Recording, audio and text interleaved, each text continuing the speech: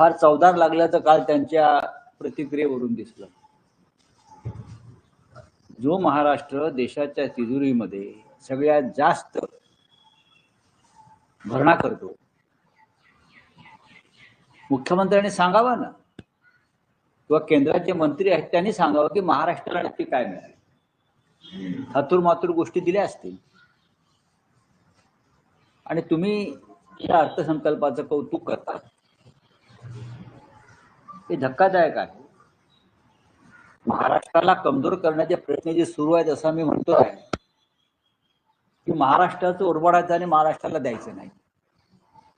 आज दिल्लीची शाने शौकत आहे, मुंबई आणि महाराष्ट्राच्या जोरावर आहे. पण काय आहे महाराष्ट्रासाठी? काय काय बुलेट ट्रेन, हायस्पीड ट्रेन, त्याचा आम्हाला काही उपयोग नाही. हे गुजरातसाठी करताय. महाराष्ट्रामध्ये, मराठवाड्यामध्ये 2025 मध्ये 2100 शेतकऱ्यांनी आत्महत्या केल्या. हे निर्मला सीतारामनांना माहीत नसेल तर मुख्यमंत्र्यांनी सांगायला पाहिजे. काय शेतकऱ्यांसाठी, कष्टकऱ्यांसाठी? ठीक आहे, हे नेहमीच आहे.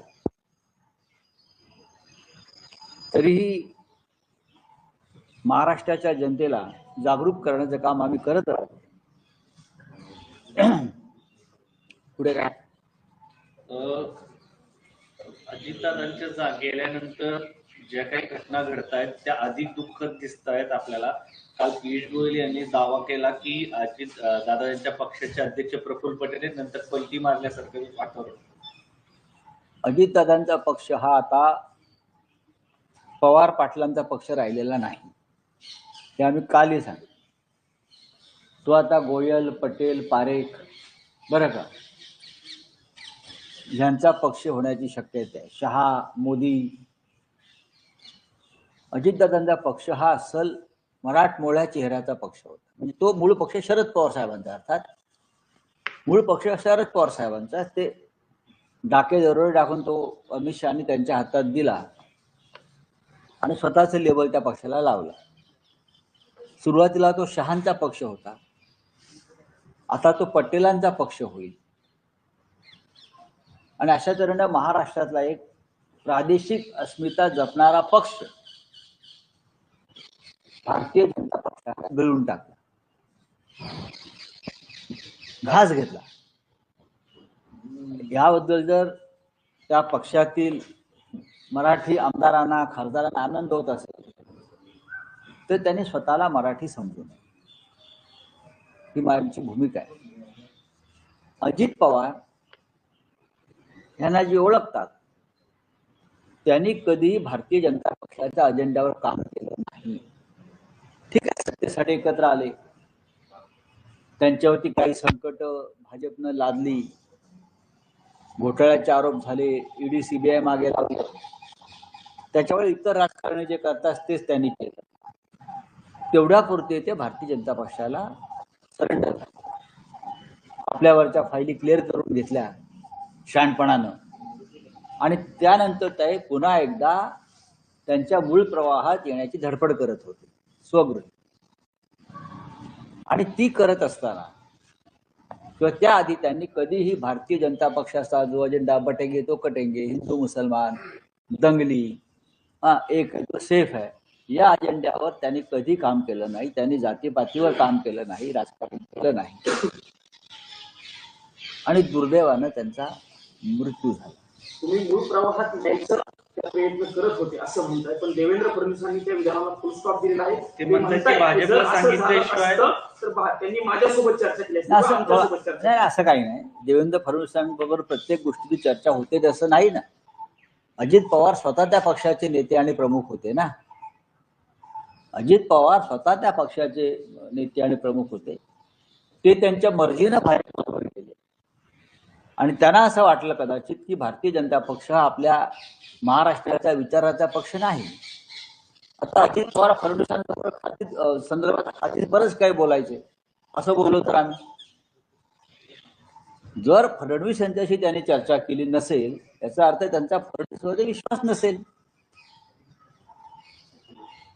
जर त्यांना आपला स्वगृही परत जायचा असेल त्यासाठी फडणवीस यांच्याशी चर्चा करण्याची गरज काय? फडणवीस यांचा पक्ष हा अखंड महाराष्ट्राच्या विरोधामध्ये आहे. फडणवीस यांचा पक्ष हा मुंबई महाराष्ट्रापासून तोडण्याच्या बाजूने. अशा वेळेला अजित पवारांसारखा नेता या भूमिकेवरती काम करू शकणार नाही हे आम्हाला माहिती आहे. अजित पवारांशी आमच्याही चर्चा होत होत्या ना. फडणवीसांनी स्वतःच आत्मचिंतन करावं की त्यांनी माझ्याशी या विषयावर चर्चा का केली. इतर 100 लोक बोलतात ते खोटं आणि फडणवीस म्हणतात ते खरं. अजित पवार हे मूळ प्रवाहामध्ये येण्याच्या विचाराशी ठाम होते. दोन्ही पक्षामध्ये त्या संदर्भातल्या हालचाली सुरू होत्या हे सगळ्यांना माहित होतं. देवेंद्र फडणवीस यांनाही माहिती आहे. आज दादा नाहीत म्हणून दादांच्या नावावरती कोणती बिलं फाडू नयेत. पण असं का बोललं जातं? एकत्र आल्यानंतर तर त्यांची ताकद इंडियाची वाढली असती. पक्ष आता दादा नसल्यामुळं असं वक्तव्य केले जातं. काय नक्की उद्देश काय? नाही, आता अजित पवारांचा पक्ष हा अमित शहांचा 100% गुलाम झालेला पक्ष. मांडलिकत्व जे त्यांना आहे ते स्वीकारावं लागेल. लोक सैरभैर अजूनही आहेत. दुर्दैवानं आज भारताची न्याय यंत्रणा आणि निवडणूक आयोग हा सुद्धा अमित शहा आणि मोदींचा मांडलिक झाल्यामुळे कायदेशीर प्रक्रियेमध्ये विलंब होतो. अजितदादांच्या अपघाताच्या संदर्भात घातपात आहे असे प्रश्न अनेक उपस्थित केले पवार जातात. साहेबांनी अमोल मिटकरी यांनी असं म्हटलं. नाही, पवार साहेबांची जी क्लिअरिटी आहे ती पहिल्या दिवशी त्यांनी केली, पण हळूहळू त्यांनाही कळेल हे प्रकरण साधं नाही. अमोल मिटकरी असं एक म्हणतात की लक्षात विमानातील 6वी व्यक्ती कुठे गेली? प्रश्न असा आहे की अजित पवारांनी स्वगृही जाणे हा भारतीय जनता पक्षाचा पराभव. देशातल्या राजकारणाला कलाटणी देणारा तो निर्णय ठरला असता आणि भारतीय जनता पक्षाची जी दहशत आहे ती मोडून गेली असती. अजित पवार मागे फिरले असते तर. नंबर 1, अजित पवार जे वारंवार सांगत होते माझ्याकडे भारतीय जनता पक्षाच्या घोटाळ्याची फाईल आहे आणि मी उघड करेन, हे त्यांनी 15 जानेवारीला सांगितलं. हे त्यांनी 15 जानेवारीला सांगितलं आणि पुढल्या 10 दिवसामध्ये त्यांच्या विमानाचा अपघात होऊन त्यांचा मृत्यू झालेला आहे. हे रहस्यमय. मला जस्टिस लोहियाची आठवण होती. या प्रकरणानंतर मला जस्टिस लोहियाची आठवण झाली, त्या प्रकरणाची आठवण झाली. मी कोणावरती आरोप करत नाही, पण या लोकांच्या मनातला शंका आहे. अजित पवार यांच्या पक्षाचे एक आमदार अमोल मिटकरी यांनी काही प्रश्न उपस्थित केलेले आहेत. मी ते वाचले आणि ऐकले. ते गंभीर स्वरूपाचे प्रश्न आहेत. अजित पवार यांच्यासारखा नेता विमानात बसतोय, त्यांच्याबरोबर कोणी प्रमुख व्यक्ती नाही, त्यांचा OSD नाही किंवा अमुक नाही, इतर काही गोष्टी नाही, विमानाचं मेंटेनन्सचं सर्टिफिकेट नाही. त्याच्यामुळे लोकांच्या मनामध्ये शंका येणार आहे. तुमच्या मनात कशी शंका आहे? माझ्या मनात पहिल्या दिवशी शंका आहे. ज्या दिवशी अजित पवारांनी सांगितलं की भारतीय जनता पक्षाच्या घोटाळ्याची फाईल माझ्याकडे आहे आणि योग्य वेळी उघड करेन, तेव्हाच माझ्या मनात धग झाली. तेव्हाच याचा अर्थ असा होता की अजितदादांनी भारतीय जनता पक्षातून बाहेर पडण्याचा निर्णय घेतलेला आहे. सरकारमधला डेप्युटी सीएम उघडपणे सांगतो की यांच्या घोटाळ्याची फाईल माझ्याकडे आहे. यांनी त्यावेळेला 1995च्या काळामध्ये काही कोटी रुपये सिंचन प्रकल्पाचं बजेट वाढवून हे पक्षनिधीमध्ये कसे वळवले हे जेव्हा अजितदादा सांगत होते तेव्हा मी त्यांची बॉडी लँग्वेज पाहत होतो. मला ते स्पष्ट दिसत होतं की अजितदादांना पुन्हा माननीय शरद पवार यांच्यासोबत जायचं. तुम्ही आता बोलताना म्हटलं की पवार साहेबांना हळूहळू ती क्लॅरिटी येईल पुढे. शरद पवार तुम्ही पवार साहेबांशी शरद पवार यांनी जे काही वक्तव्य केलं त्यावेळेस काही परिस्थिती निर्माण झाली ती लोकांमध्ये राग होता आणि तो शांत करण्यासाठी असं वक्तव्य केलं. माननीय पवार साहेब हे एक अत्यंत प्रगल्भ असं नेतृत्व. कोणत्या वेळेला काय बोलावं आणि निर्णय घ्यावा हे त्यांना फक्त कळतं. मुंबईच्या बॉम्बस्फोटाच्या वेळेलाही त्यांनी 13 बॉम्बस्फोट झाले असताना 14 बॉम्बस्फोट झाले असं सांगितलं. याचं काही कारण. त्याच्यामुळे शरद पवार साहेबांनी तेव्हा जे काय वक्तव्य केलं ती तेव्हाची गरज आहे. पण त्या संदर्भात आता अजित पवार यांच्या पक्षाचे लोक संशय आणि शंका घ्यायला लागलेले आहेत. आणि अमोल मिटकरी यांनी ज्या शंका उपस्थित केल्या आहेत, जे काही प्रश्न निर्माण केलेत, मी स्वतः ते पाहून मलाही असं वाटलं की हा गंभीर विषय. जर तुम्ही म्हणता 6 पॅसेंजर होते आणि 5च मृतदेह मिळतात, मग ती 6वी व्यक्ती कोण आणि तिची बॉडी काय मिळाली? सगळ्या देह आतले जे होते जळून खाक झाले, ओळख पटवता येत नव्हती. अशा वेळेला दादांच्या जवळच्या सगळ्या ज्या फाईलचे कागद होते ते जळालेले नाहीयेत. बघा ते जे पडले आहेत ते तसेच आहेत. काय दादांबरोबर ती भाजपच्या भ्रष्टाचाराची फाईल होती का? मुंबईतून घेऊन चालले होते बारामतीत सुरक्षित ठेवायला? अशा अनेक प्रश्न आहेत. राऊतसाहेब, या अनुषंगाने मग तुम्ही वरिष्ठांशी, खास करून पंतप्रधानांशी बोलणार आहात? मी कशाला बोलू? मी पार्लमेंटमध्ये हा विषय उपस्थित राज्यसभेमध्ये हो नक्की करणार. आजच्या सामनाच्या अग्रलेख मध्ये म्हटले लई वंगाळ राजकारण. होय, लई वंगाळच आहे. हा दादांचा शब्द आहे. लई वंगाळ राजकारण झालंय. हे अजितदादांनीच गेल्या 10 दिवसापूर्वी काही एका भाषणात त्यांचं ऐकलं की राजकारण लई वंगाळ झालंय, कंटाळा आला. वारंवार दादा अशा प्रकारचे वक्तव्य का करत होते? त्यांना कसला कंटाळा आला? ते लोकांना सल्ले देत होते राजकारण वंगाळ आहे.